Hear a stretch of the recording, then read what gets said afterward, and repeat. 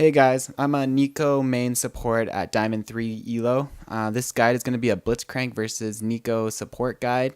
I'm going to try and upload one of these a week at least with a different matchup. So if you enjoy, please like and subscribe and come join my Twitch stream at twitch.tv/Doglightning. I try to do an informative stream where I answer your questions and tell you about the runes and the matchup and go through tips in-game, as you'll see at the end during my gameplay clip. I'm going to be going through the runes, items, some gameplay footage, and then finish off the video with a recap of some tips I gave you throughout the video. So please enjoy. On neeko vs Blitz, I would highly recommend taking Aftershock. Without Aftershock, you're at risk of being hooked and dying instantly. With Aftershock, there are two ways you can play the matchup so that you don't get bursted. The first way is if you see Blitz running at you, you root him, proccing Aftershock, and then he hooks you. This will stop you from being 100-0 by the ADC. The second way is if he manages to get a hook off without you rooting anyone first. If this happens, you want to spam root at him or the ADC, so you proc Aftershock right away and run away with stealth. Next, you want to get Demolished because it will synergize with neeko's W passive very well. Anytime you manage to get a kill or poke your lane out, this will enable you to get a free plate every time.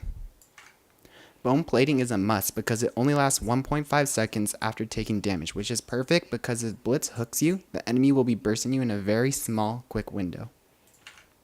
Finally, you want to take Unflinching. One of neeko's main combos is to flash in with ult. This rune will give you tenacity and slow resistance when you pop your flash, making it harder for the enemy to escape your combo.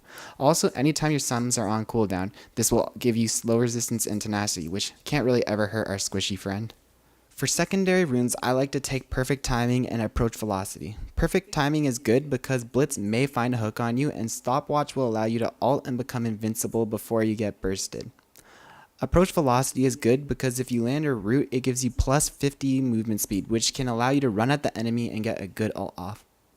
Another reason Approach Velocity is good versus Blitz is because it gives you movement speed towards CC'd allies. So if Blitz lands a hook off on a key target, you can use the extra movement speed to run at them and ult to peel. If you're new to neeko and have problems with either mana management or health, then switching either of these runes to the Biscuit is completely fine. For the extra stat runes, I like to go double AP runes with the armor. The armor is good since you'll be autoing a lot in this matchup, which will aggro minions. Don't underestimate the power of the minions. For ability order, I always take W level 1 for a few reasons.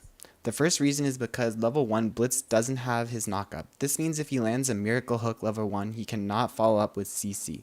If he finds a hook level 1, simply stealth out and the hook should give you minimum damage this way. The second reason I take W level 1 is to get the Empowered Auto, which is extremely useful in harassing melee supports level 1. Help your ADC push with the first two autos and look for an Empowered Auto on the Blitz or the ADC, then rinse and repeat. Since we took Aftershock, you want to take a point in root level 2. This way, if Blitz hooks your ADC, you can root and auto the enemy AD. Or if he hooks you, you can root whoever you can hit and take as little damage as possible. After you have a point in W and E, I like to start maxing Q until you have 3 points in it.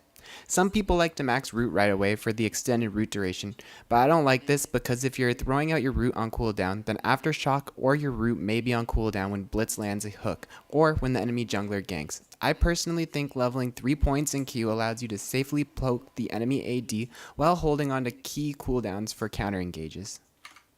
Once you have 3 points in Q, start maxing your E for maximum root duration, and then W to increase the movement speed and to reduce the cooldown.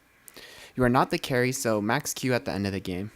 For summoner spells, I take Flash, obviously, and Ignite for potential early kills. Remember to Ignite before heal to get maximum value. If you are not confident versus Blitz, then Exhaust can be a good tool to save your life a few times.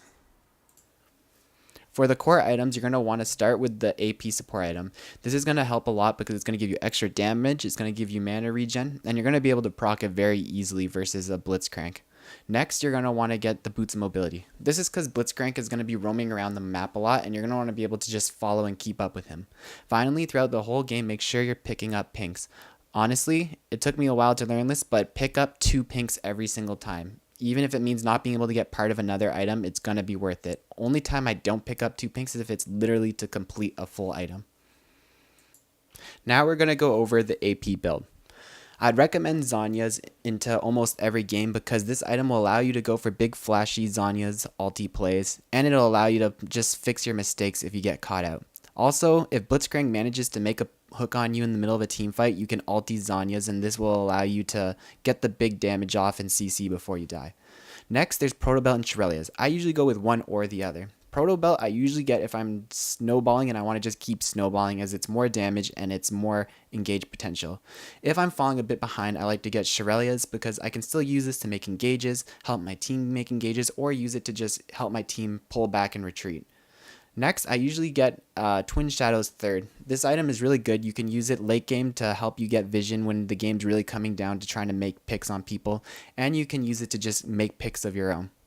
Finally, Banshee's Veil can be put in this build at any point if their team has a lot of AP damage and you need magic resist. This item versus a Blitzcrank could potentially block a hook, and also if you shapeshift, this item will not be shown, so the enemy won't know that you have the Banshee's Veil up, and you can potentially block some key spells that they don't realize will get blocked. Now I'm going to go over the support build. This build is really good if your team has a lot of damage around the map but no initiation. I'd usually go the AP build if I have a tank on my team or I have like 2 to 3 bruisers, but this is really for if your team has the damage but it lacks the sustain. So first, Redemption is a really amazing item on Neeko, and I don't think a lot of people give it enough credit. You can use this item to just help your carries stay alive and win a fight, and you can use it to just pull off a combo. People are usually saying, oh, but if you don't go AP, you're not going to do damage. But Redemption actually does a lot of damage, and it's true damage. Usually what I like to do is when I'm going in for the engage, I put the Redemption down right as I'm ulting. This means that I'll be healed while I'm ulting, so it'll stop me from getting bursted during my combo, and it'll also reinforce my team to want to come follow up because they know that the heal is going to be coming behind them.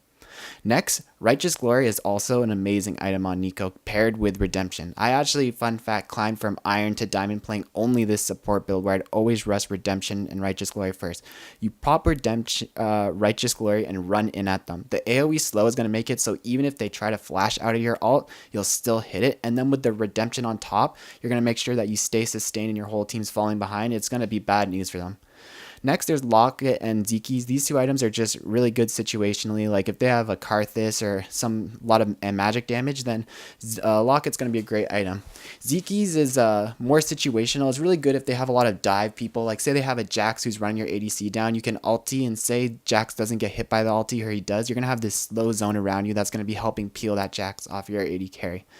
Abyssal Mask is amazing, but I would only run this if their team has, say, a AP carry top and an AP carry in the mid. Then I'd run Abyssal Mask. It's really good. It gives 15% increased magic damage to everyone on your team around it, which includes you, and you're a very short range AP carry, so you're going to be making a lot of use out of that extra damage. So a great item. Finally, Mikhail's Crucible, something I don't really get that often, but it's good to have in the back of your mind. This can really help. I remember one game the enemy team had a Fiddlesticks, and every time you tried to ulti in and fear someone, I would always Mikhail's that person who got feared, and it would really turn the fight for us. So if you're feeling like they have some clutch CC items, Mikhail's can be a great solution.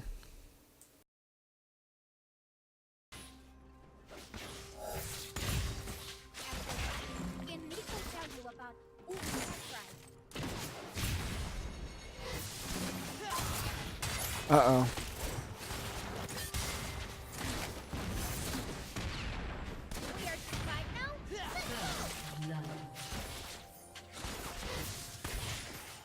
So I'm just auto-attacking these melees, because once the melees die, you hit level...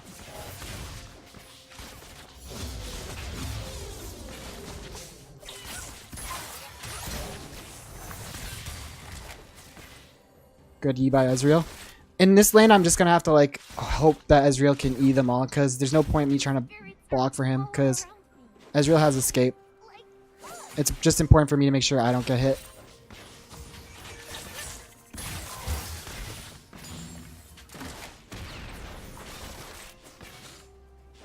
I'm just trying to pressure.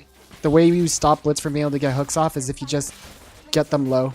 Because like right now they're so low, even if they hook me, they may not even win the all-in. Also, make sure you're like, I'm going to pop my last potion here. You want to make sure you're always topped off. My Ezreal doesn't have enough mana to use his spells, so actually...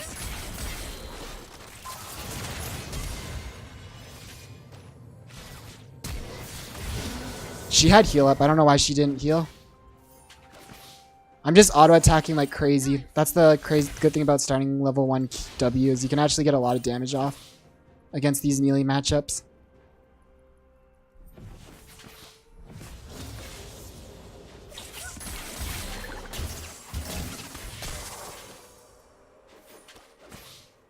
This is a really good start for us, though. Ezreal likes to get a really early back for his tier, so we can just shove this in and go back here. Or Ezreal can get his tier so he doesn't run out of mana. I can upgrade my support item.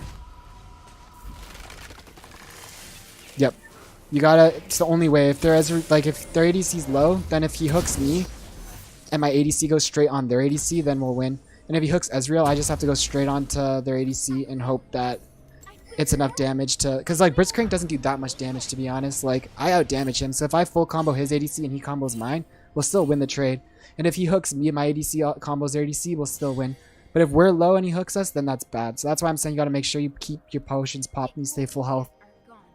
Neeko is her own tribe now.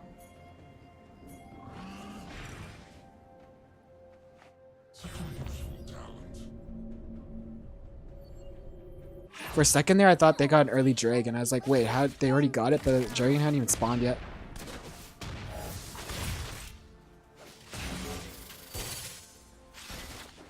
Always get your passive procced off the minions too. Also, now that you got points and everything, start putting points in your Q right away, so you can poke with that, and you can not have to waste your. You want to keep your E off cooldown as much as possible for counter engage. If he hooks Ezreal, you want to have that up so you can put it on the Jinx. But like right here, I'm just gonna poke with my Q and walk away.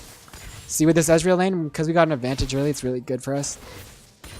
And we're poking out their ADC. So this is amazing for us in this lane. People with no tails. Are they lonely? Yeah. I'm always standing behind my minion, as you can see, because Blitzcrank is looking for a hook in that bush. I'm gonna get a ward right here. And a ward in their other brush. Hopefully Blitz didn't get a pink already. Actually, I don't think he's even backed. No, he hasn't. So they have no pink for sure. Unless the ADC got one, but let's be real. Most ADCs don't.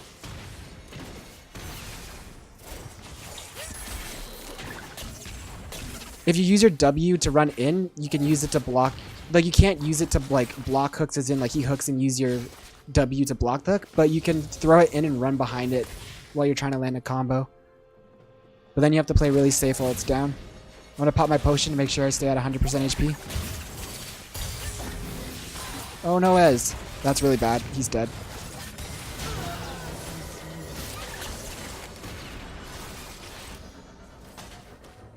Against a Blitz, this guy cannot be wasting his, Okay, well, I killed Blitz there. Uh-oh.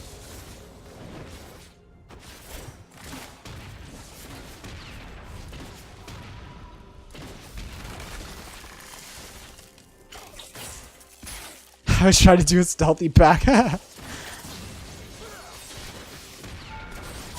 Imagine if I got that off. That would have been hilarious.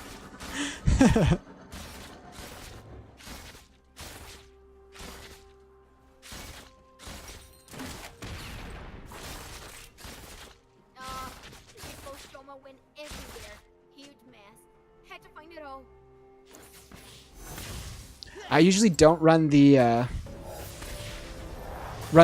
Dark Seal in a lot of times in lane, but the reason I'm running it this time is because I'm not going to be building AP, but I still want to be able to snowball my lane. So I'm just going to get that for early and sell it later if I need to.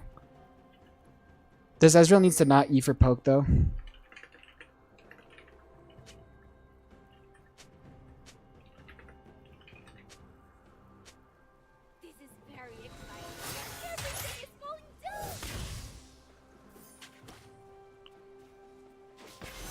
I don't know, that card this all kind of hurt me, so I'm gonna pop in my potions right now.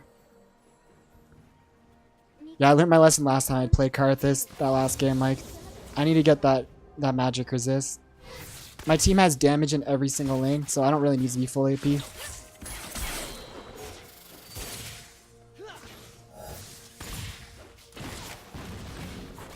Another key thing about Blitz is it's good to have your waves shoving, because it makes it hard for him to find anything.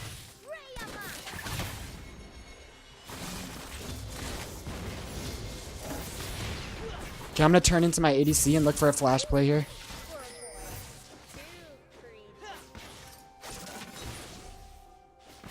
I'm gonna get a ward down.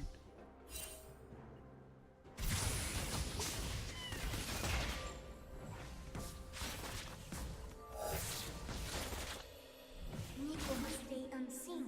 So if their ADC walks too close to me, I'm gonna just ulti. I'm gonna do it right now.